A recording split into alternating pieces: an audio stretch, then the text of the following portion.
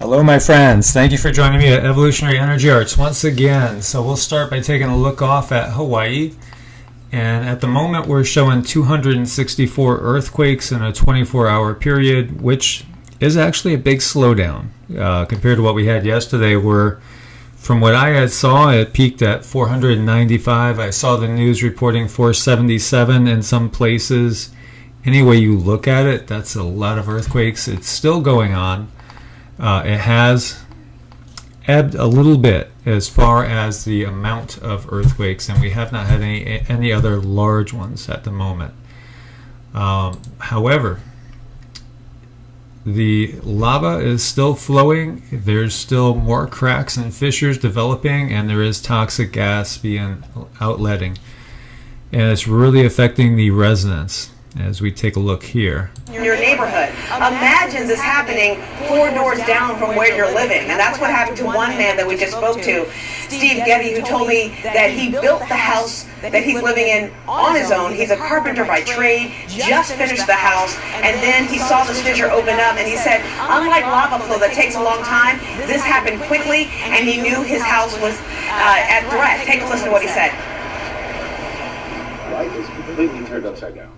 And I think it's just started to set in. You know, yesterday everybody looked like Beverly Hillbillies. Everybody had everything in their trucks and on the run. Now this is the first morning after evacuation, and now trying to figure out what the future brings. Starting to feel it. Yes. I kind of said farewell to my house yesterday, but now I'm starting to think about my future, my work, my job. Am I going to move? Am I going to have to move to somewhere else on the island? You know, this whole might be forever changed. So now it sets in, and people formulate their plans on what exactly they're going to do. And as this article says, Kilauea volcano is squirting lava and toxic gas through new cracks in the earth. And as you can see, can you imagine seeing something like this coming down your street? Truly, it does look like hell on earth. It's hard to imagine or fathom, but it's the force of nature. And speaking of hot, so the hottest day ever was probably last Monday in Pakistan, and setting a new record of 122.4 degrees. So even though we are heading into a grand solar minimum and at least a little ice age, if not an ice age, you have the extremes increasing. And so all this adds to the just the eventual food scarcity that we are going to see in, basically around the globe. So as always, we have to prepare. And poor India, India had those killer dust storms. They've had floods. They've had unimaginable lightning strikes in short amounts of time. And forecasters are warning there's a lot more freak weather coming. As this article says, the death toll was 143. I've seen it updated over 150. And they're getting hit with just about everything you could think of. Just insanely intense, extreme weather. So President Trump orders federal flood assistance for Indiana. And this is going back to the floods that developed there in the early spring. And there's been flooding everywhere. It's one of the things we're seeing everywhere. And here now they're warning California is due for a mega flood. That could force 1.5 million people to evacuate and would cause $725 billion in damage, and it would hit Silicon Valley hard. And there's more that's going to be hitting California than just the potential for another flood. Flooding is not necessarily one of the things we think of right off the top of the bat with California. Of course, you think of quakes, you think of the forest fires, but also you have the flooding issue as well. And so, it's just another thing to watch, as we have a lot to watch as it is. Lewis and Clark County flood emergency, sand and sandbag distribution moved up to noon, and we can see flooding there as well. And this is in Montana, as we know. Record snowpack, record melting, record floods. It just goes together. Also in West Virginia, roads, creeks flood along the I-64 corridor this morning. Flood warning issued for Lake Champlain up in New York State. Minor flooding expected as the water rises. And we do have a moderate geomagnetic storm conditions that have been observed and should keep going for the next day or two. So there's lots going on, and Mother Earth is definitely going through her thing. So in addition to the 300,000 customers that were without power in Michigan from this storm, the same storm actually did kill 3 people in Ontario, Canada, and put 300,000 people on that side of the border without power. So this storm was an intense one, and it knocked out power for 600,000 people. And as we've been talking about, have your plan and have your backup sources. What are you going to do when the power's out?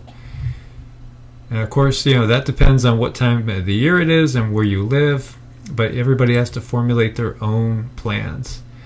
Scientists warn of dangerous decline in Asia Pacific's biodiversity. And so all the earth changes, and we'll use that term instead of climate change, which always brings up those negative connotations. They are affecting the different species on the planet. And the species that are here now are getting hit with cosmic rays, energy that is really unparalleled in our lifetimes, and eventually it'll probably cause new forms of life to develop.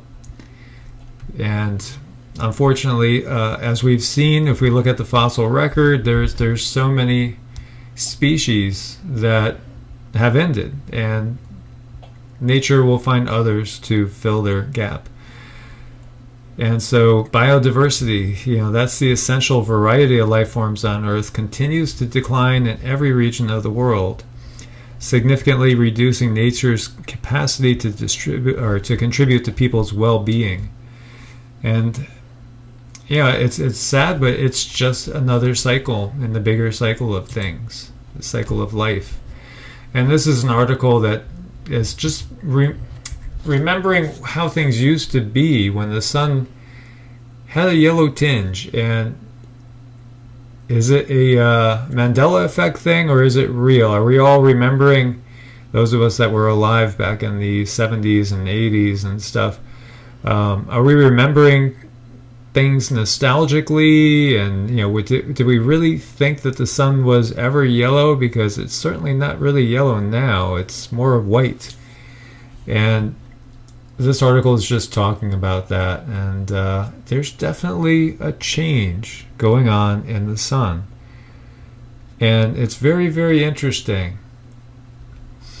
And so, it does mention some interesting things, such as the equator of the sun rotates every 26 days, while the north and south hemispheres rotate every 37 days.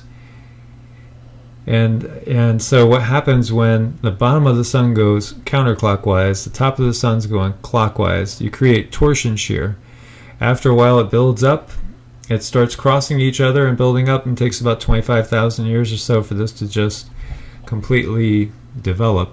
And we're at that place right now. But it's an evolutionary thing. The sun is evolving just like you and I are evolving, just like the planet is evolving. Everything is evolving. And so we'll have the creationists out there saying, no, nothing ever evolves. Everything just stays as it is, as God created. But there's so much evidence to the fact that things change. Everything changes. Change is the only constant thing we have. And so we have to realize that, and things evolve, and life goes on in a spiral. So it appears to be a circle, but in reality it's a spiral that ascends, and sometimes perhaps it descends. But we are definitely going through a different phase now. We're entering a completely different phase. So we're leaving the reality that we grew up with and heading into a completely different reality. And so I wanted to finish with these very interesting photos that were sent in by a subscriber. And I'll let you guys decide what you think. Is this some sort of light anomaly? Is this some sort of energy orb? Is this a plasma ball? we could play with this a little bit and see what we could do to enhance it, adjust it, make it stick out a little bit more.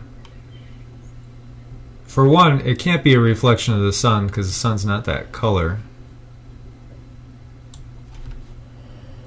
It doesn't appear to be any sort of reflection at all.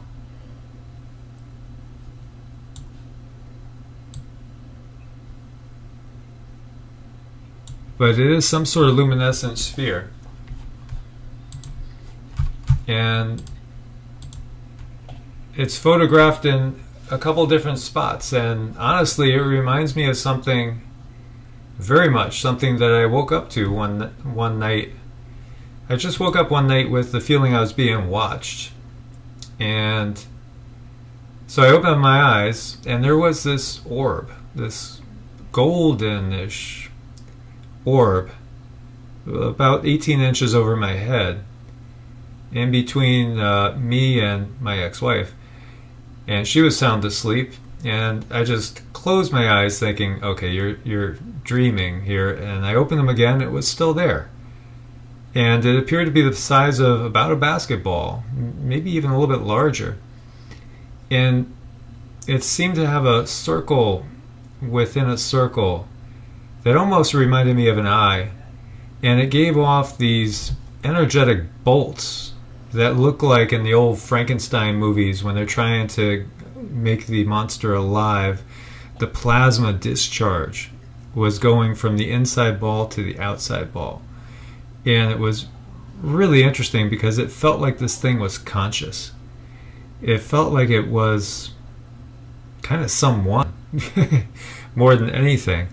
And so when I look at these photos, these really remind me of it a lot, especially this one where you see that glowing. But I'll leave it up to you guys. What do you guys think this is? And as always, I'll look forward to your comments on it. So as always, my friends, please thumbs up to support the channel, subscribe if you haven't subscribed yet, and share with as many people as possible. Stay safe out there, stay alert, and let us know what you're doing. And I love watching the family communicate and grow. It's a beautiful thing. So continue to share. It's wonderful to watch it grow, and you guys get to know each other as we move forward into these adventurous times together. So as always, love, light, peace, and stay safe, my friends. Namaste. God bless.